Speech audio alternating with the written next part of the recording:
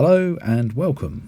Now, a little while ago I did a video about Northwestern Road Car Company Limited, and we discovered that they were a fan of Bristol's. Okay, that should be Bristol Commercial Vehicle Products, and they brought Bristol vehicles all the way up until Bristol Commercial Vehicles was nationalised along with all the Tilling fleets and Eastern Coachworks in 1948, with the last Bristol vehicles being delivered to Northwestern in 1950. In 1965, Leyland Motor Corporation bought shares in Bristol Commercial Vehicles and Eastern Coachworks, and this meant that their products would once again be sold to independent operators on the open market. And once again, Northwestern started ordering Bristol Commercial Vehicle products, only this time it was the Bristol RE. As I said, I have done a video about Northwestern Road Car Company Limited, and I will endeavour to try and put a link up in the top right hand corner so you can see this in more detail. By watching this video you will learn that the story of Northwestern wasn't a particularly happy one. And, spoiler alert, it didn't have a particularly happy ending, with the company being split up 3 or 4 ways depending on how you look at it. The bulk of the bus services passed to SELNEC PTE, SELNEC standing for South East Lancashire, North East Cheshire, and what was left was then palmed off to Crosville and Trent. This would leave Northwestern with no bus routes or no buses. All they had left was a few coaches, and these eventually went on to form National Travel Northwest, with the former Northwestern Road Car Company Limited being renamed National Travel Northwest. So all in all, certainly not a happy ending. Now all this happened in the very early 1970s, but around this time Northwestern had ordered a batch of Eastern Coachworks bodied Bristol VRs. These would be Series 2 Bristol VRs and would be powered by a Gardner 6LX engine. They would also be fitted with the then top of the range, highly modern Eastern Coachworks bodywork featuring the BET style windscreen. However, shortly after they were ordered, as I mentioned previously, Northwestern Road Car Company Limited ceased to exist. The order was taken over by SELNEC PTE. Now, in addition to taking over a large chunk of Northwestern, the PTE had taken over all sorts of municipal operators that served within the boundary of this newly created transport executive. And this had brought a fairly mixed bag of vehicles into their ownership.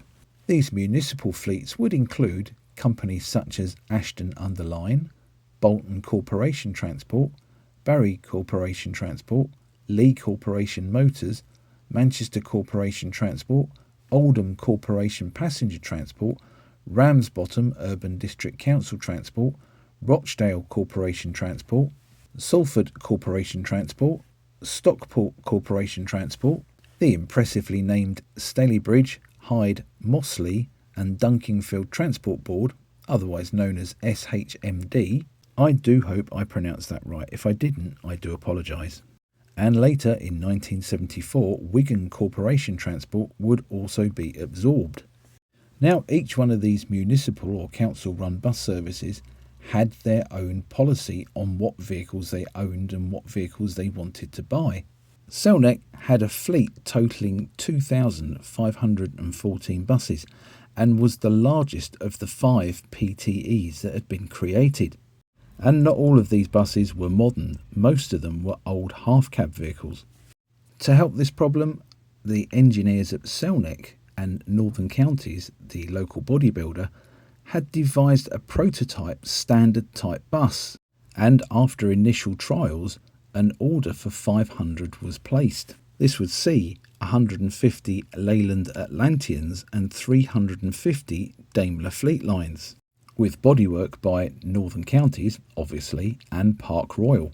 In 1972 these standard buses started to be delivered, and this would lead to an absolutely massive fleet of Leyland Atlanteans and Daimler Fleetlines. So when you look at this bit of backstory, 25 Bristol VRs sounds like quite a large fleet, but in an immense fleet of Atlanteans and Fleetlines, they were distinctly non-standard. However, despite this, as I said, SELNEC picked up the order for the buses from Eastern Coachworks. Now it's quite interesting, these buses must have been pretty much part built by this point, because I'm sure if they'd have been given an option, they would have probably had Northern Counties bodywork or at least East Lancs bodywork on them to support local industry. A lot of the PTEs were very keen on this, and you see Greater Glasgow would be buying things like Alexander-bodied Leyland Atlanteans, and indeed West Midlands would be buying things like Metro buses and Fleet Lines. Now, the reason I say they must have been part built rather than fully built was that SELNEC changed the specifications to the buses and added a lot of their features into the build.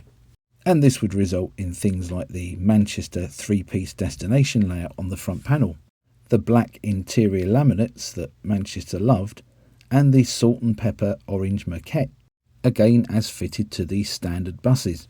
They also featured the chrome trim and finishing that the standard buses did as well. And it goes to show how much the Eastern Coachworks could adapt what we look at and think as a standard product into something that is totally unstandard. We tend to relate Eastern Coachworks and Bristol VR products with either Tilling or the National Bus Company fleets. But here was something very familiar in unfamiliar surroundings.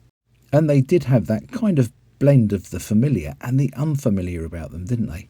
These buses would be delivered between January and July in 1973 and would be given the registration numbers of AJA 400L to AJA 424L.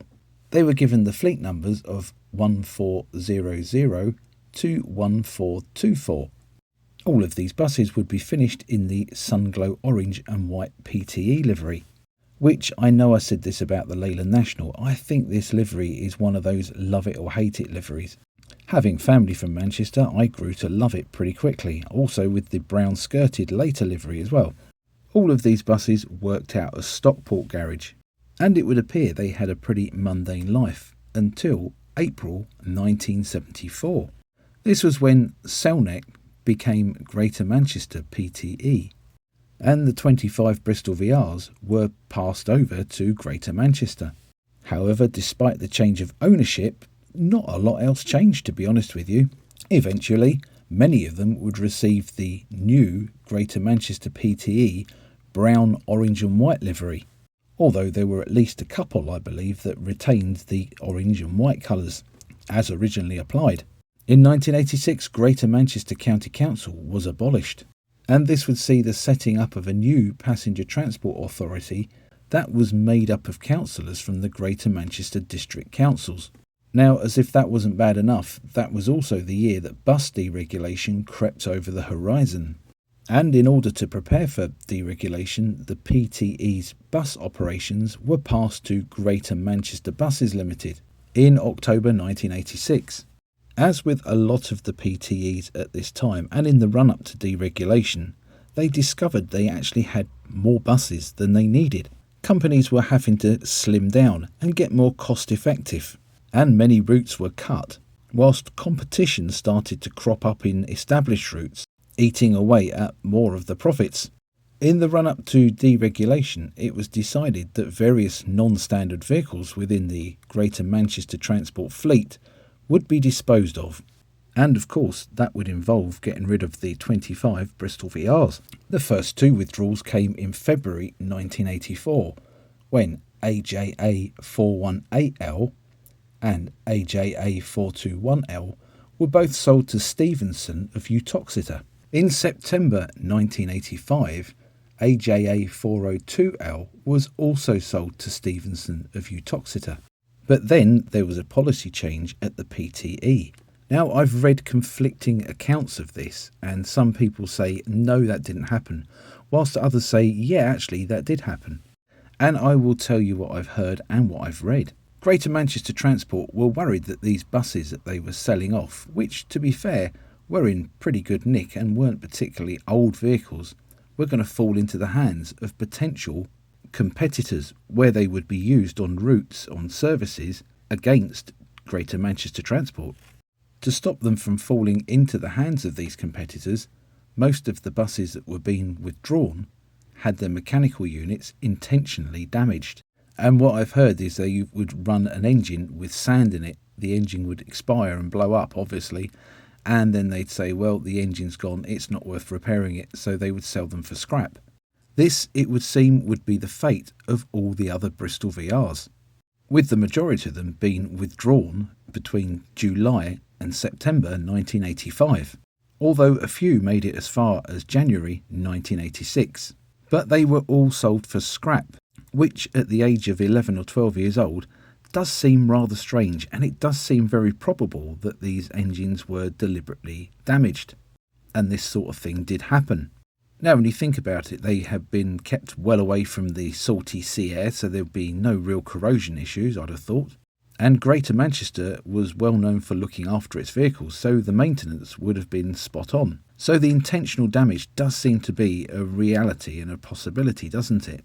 One of these vehicles was kept back until April 1988 for possible preservation after withdrawal in July 1985. But this preservation never happened, and it was sold to Willis of Bodmin in Cornwall. And this bus would be AJA 408L. Of the three sold to Stephenson's of Uttoxeter, AJA 418L and AJA 421L, which had both been sold in March 1984, were passed on to Silcox of Pembroke Dock in August 1987, Silcox being a very keen Bristol operator.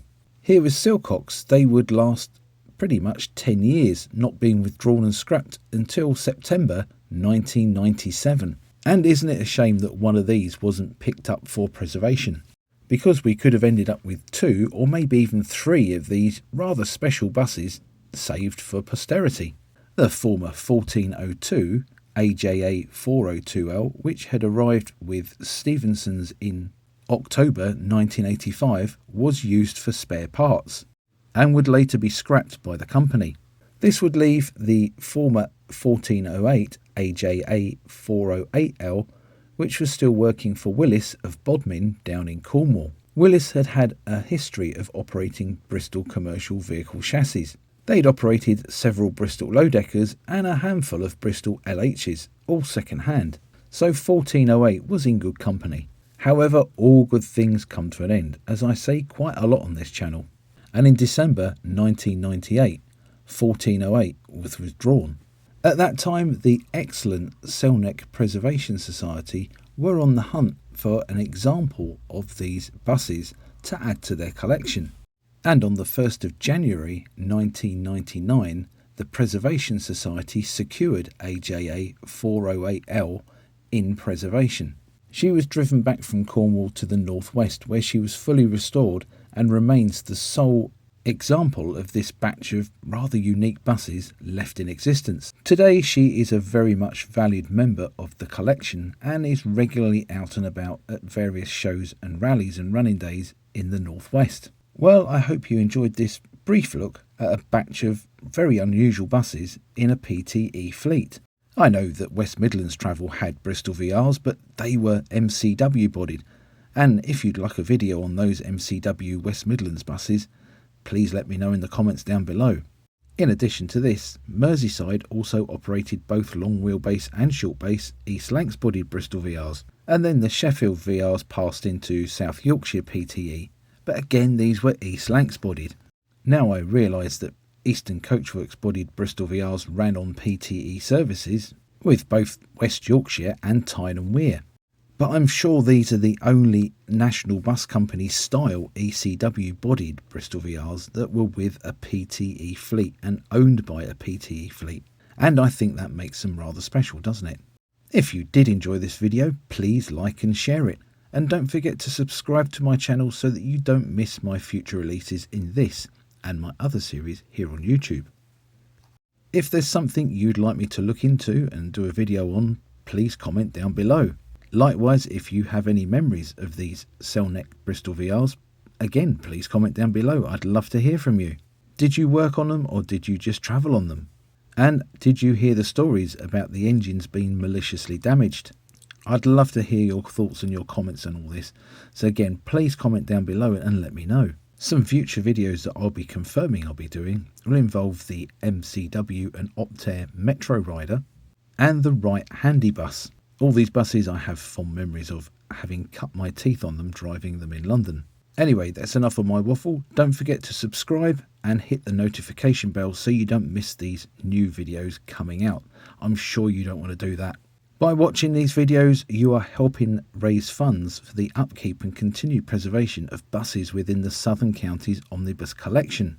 And yes, we have Bristol VRs in that collection, and yes, we have Series 2 Bristol VRs in that collection. Alas, nothing from SELNEC or the Northwest though. But with you watching videos of old buses, it helps old buses in preservation, and that makes you an absolutely good egg. So go out and feel the love. Just make sure your hands are warm first though. Once again, thank you for watching. Bye for now.